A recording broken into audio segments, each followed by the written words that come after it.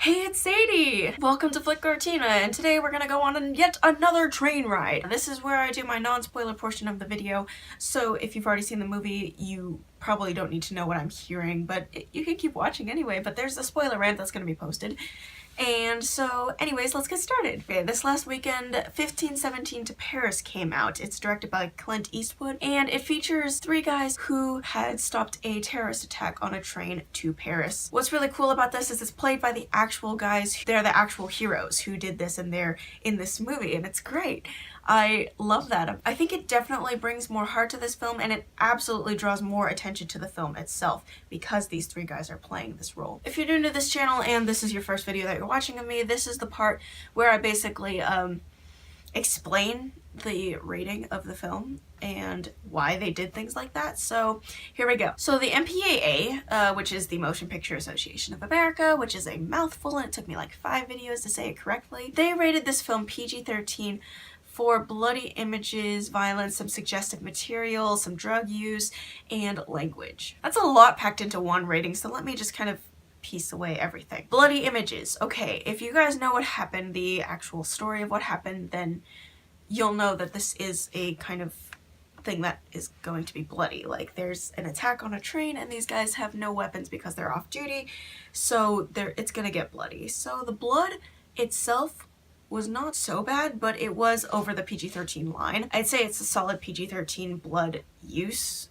I mean, it wasn't as frequent as some PG-13 movies use, but it was still a lot of blood because they needed to emphasize the injuries that occurred. Next we have the violence. Again, this is self-explanatory. These are three guys who are off duty from the military and they're involved in some violent things. And there is one person who gets shot, and that's all I'm gonna say. That's the violence.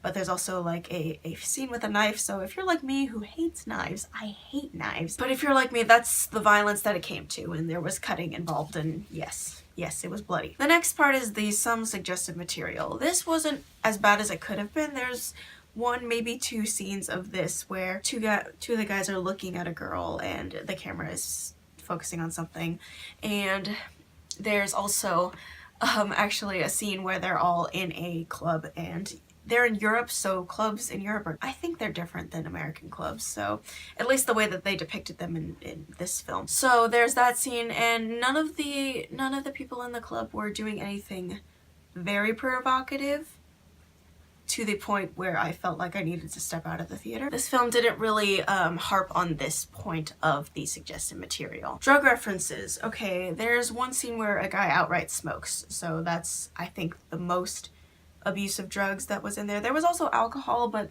it's not like you could tell they were intoxicated in like maybe a 2 or 5 minute scene. Last of all, we have the language. On average, I would say there was maybe about 15 words in the entire film. I mean, it's a PG-13 rating, so they can't use one word. They can only use it once, but you know, they didn't use it, I don't think. Not that I remember. Overall, I think the maximum amount of words that they used were 15, and so if you take a 90-minute movie and divide 15 by 90, that gives you about, and there's math involved, but basically about 19% of the time they said a bad word, which is not bad at all, if you think about it. If you compare it to Guardians of the Galaxy 2, it's not that bad.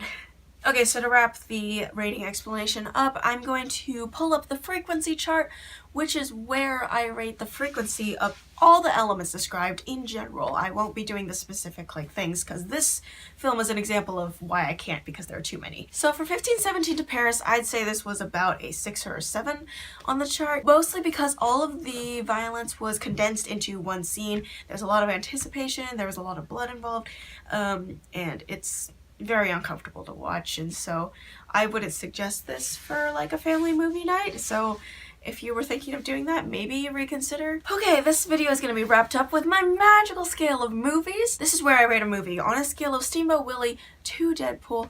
How appropriate is this movie for younger audiences, that is kids? I do things by kids standards because it's easier and it's simpler. So on the magical scale of movies, I'm going to rate 1517 to Paris. On the scale, it's going to be a 7, which is Iron Man. If you get a general gist of the rating explanation of Iron Man and how frequent and dramatic they are, then you kind of get a feeling of what 1517 to Paris is like in that sense. I think it leans a little bit away from the Iron Man film, but it's okay. It's generally in that sort of area. But if this is the last time I'm gonna see you, I mean, see you as in, like, see your views in the thing down below. Thanks for watching, keep being awesome, have a great random Thursday, bye!